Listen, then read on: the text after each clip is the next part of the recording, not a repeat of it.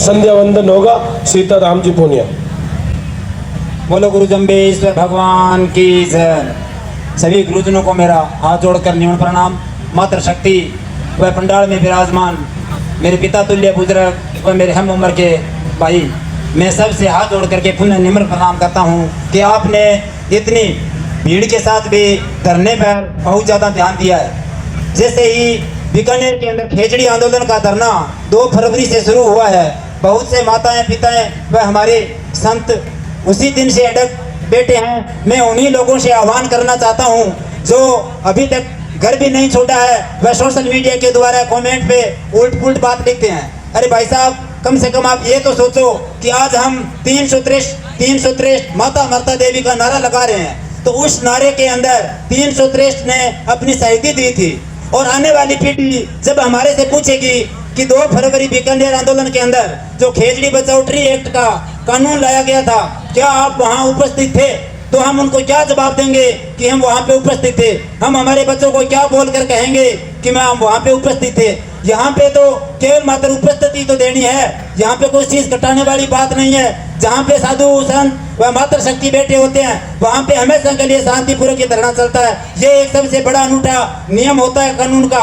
आगे देखिए हम बताते हैं, जैसे ही हम इस समाज को अगर कानून लाना है तो सबको एक होना होगा। जिस प्रकार से हमारे घरों के अंदर हम सफाई करते हैं तो उसका नाम बुहारी होता है, उसका अगर हम एक एक तिल्ला अलग अलग कर दें तो हम उससे सफाई नहीं कर सकते हैं, और उसी को हम रस्सी से बांध लेते हैं तो घर की पूरी सफाई हो जाती है। सेम वही बात यहाँ पे है। किसी भी भाई के कहने सोशल मीडिया के अंदर बात सुनकर बहकावे नहीं आए, क्योंकि ऑक्सीजन की सबको जरूरत है। ये बात नहीं है कि एक संत को, एक पंथ को, एक जाति को या एक विशेष व्यक्ति को ऑक्सीजन की जरूरत है। ऑक्सीजन की जरूरत कि 36 ही कौम पर्यावरण प्रेमी सबको ऑक्सीजन की जरूरत है। जो सतह पे बैठे लोग हैं, क्या वो 121 सांस नहीं लेते, सॉरी क्या वो 1021 सांस नहीं लेते हैं पूरे दिन में, या हम यहाँ पे बैठे हैं इतने व्यक्ति सांस लेते हैं क्या? ऑक्सीजन के लिए लड़ाई है ये सब। ऑक्सीजन पूर्ण प्राणी मात्र के लिए जरूरी है। इसलिए मैं सबसे हाथ जोड़ करके नम्र निवेदन करता हूं कि कृपया बेफालतू की बात पे विश्वास न करें, वह धरने में आकर के सहयोग दें। मैं बार बार सबको यही कहना चाहता हूं कि शांति बनाए रखें, वह साधु संतों का मातृ शक्ति का आदर रखें, क्योंकि सोशल मीडिया का जमाना है। एक बात गलत कहने से बाउंडर ज्यादा फैलता है, इससे बचें। ज्यादा समय न लेते हुए मैं पुनः सभी को निमन प्रणाम। बहुत बहुत धन्यवाद सीताराम जी।